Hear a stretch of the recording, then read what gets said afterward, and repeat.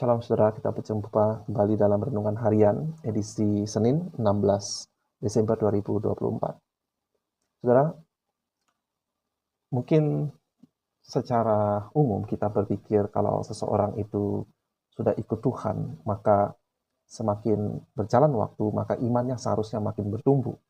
Seperti sebuah benih, kalau kita tanam, maka asumsi kita dia akan terus bertumbuh, asalkan diberikan air yang cukup, nutrisi yang baik.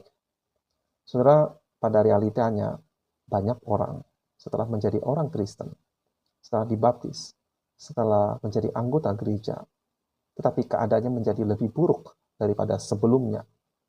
Mengapa, saudara? Matius 12 ayat 43 hingga 45 ini adalah perkataan Tuhan Yesus sebagai kelanjutan dari respon dia terhadap orang-orang Farisi dan beberapa ahli Taurat yang datang kepadanya untuk meminta tanda, untuk membuktikan bahwa dia benar adalah utusan Allah, tidak melakukan mujizat dari kuasa iblis. Yesus menjawab dengan perkataan yang tegas, dan kalimat ini adalah kelanjutannya. Apabila roh jahat keluar dari manusia, ia pun mengembara ke tempat-tempat yang tandus, mencari perhentian, tetapi ia tidak mendapatnya. Lalu ia berkata, aku akan kembali ke rumah yang telah kutinggalkan itu. Maka pergilah ia dan mendapati rumah itu kosong, bersih tersapu dan rapi teratur. Lalu ia keluar dan mengajak 7 roh lain yang lebih jahat daripadanya, dan mereka masuk dan berdiam di situ. Maka akhirnya keadaan orang itu lebih buruk daripada keadaannya semula. Demikian juga akan berlaku atas angkatan yang jahat ini. Amin. Nah, saudara, ada banyak hal yang bisa kita gali dari perkataan Tuhan Yesus ini. Yang pertama, saudara, Tuhan Yesus dengan jelas mengilustrasikan kalau seseorang itu dibersihkan hatinya dari kuasa kegelapan, maka roh jahat itu keluar dan roh itu akan mengembara. Saudara, kita tidak perlu sampai mengatakan roh jahat itu selalu ingin mencari tempat tinggal. Mungkin saja, tetapi tidak harus kita artikan demikian. Ya, nah, karena dia tidak mendapatkan, maka dia kembali ke orang itu yang Tuhan Yesus gambarkan seperti rumah yang sudah bersih, tersapu, rapi, teratur, karena orang itu sudah mengenal Tuhan. Nah, tetapi ada satu masalah di sini. Dikatakan rumah itu kosong, meskipun bersih, tersapu, dan rapi, teratur. Saudara, saya tidak mau kita berspekulasi terlalu jauh apa maksudnya. Tetapi saya cukup yakin maksud Tuhan Yesus adalah rumah itu kosong, artinya tidak ditempati, tidak diisi dengan firman Tuhan.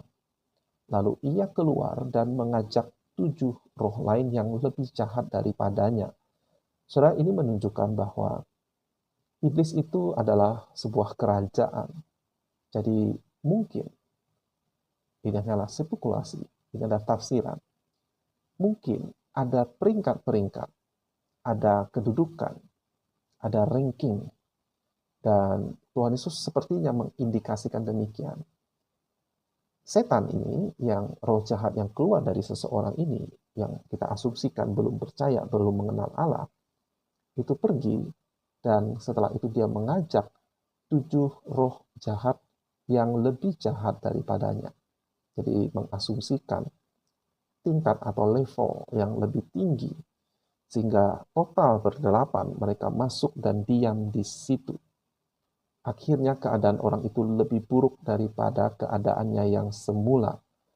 Jadi orang yang pernah mengecap anugerah Tuhan, yang hatinya pernah diterangi oleh firman Tuhan, dan dia percaya, dia merespon, itu ada pembersihan hati, ada pengaturan kembali hati nurani.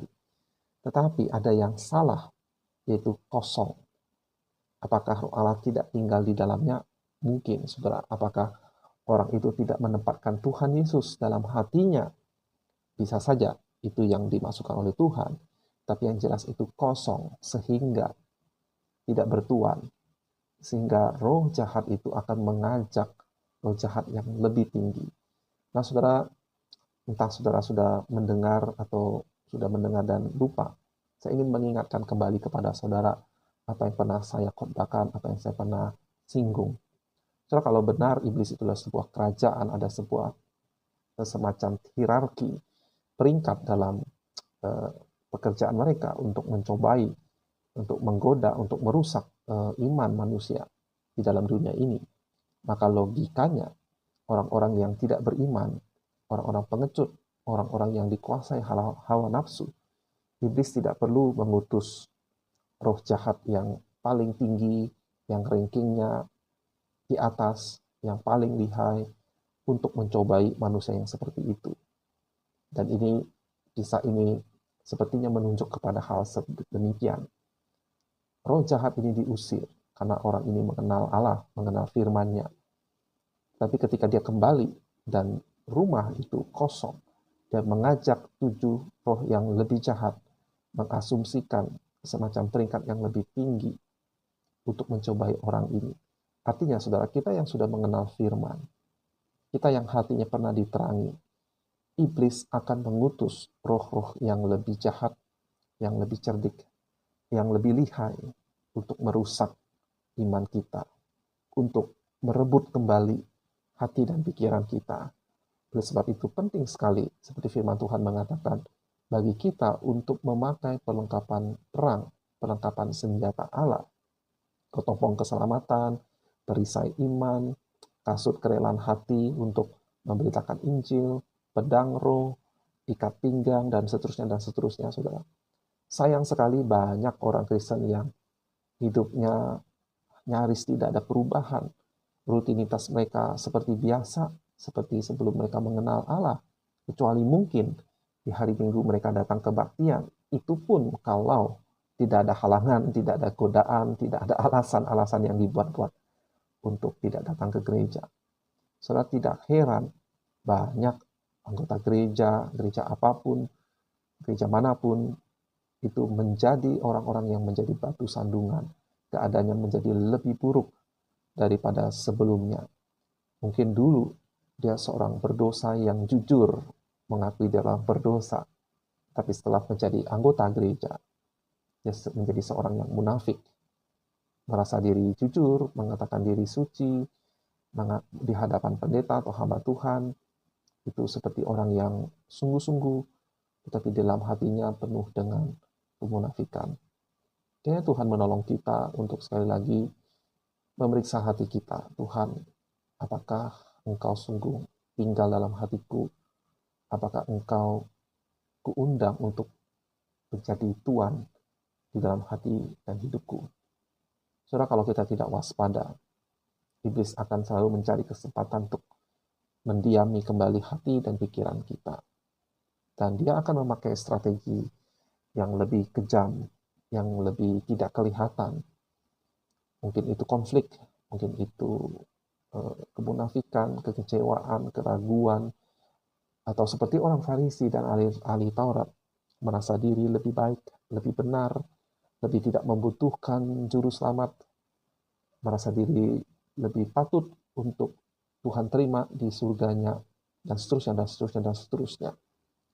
Intinya, saudara, kita harus waspada. Jagalah hati kita dengan kerendahan hati, selalu datang kepada Tuhan setiap hari untuk menuntun hidup kita. Kiranya renungan ini memberkati saudara menjelang kita pergantian tahun ini. Mari kita evaluasi diri kita.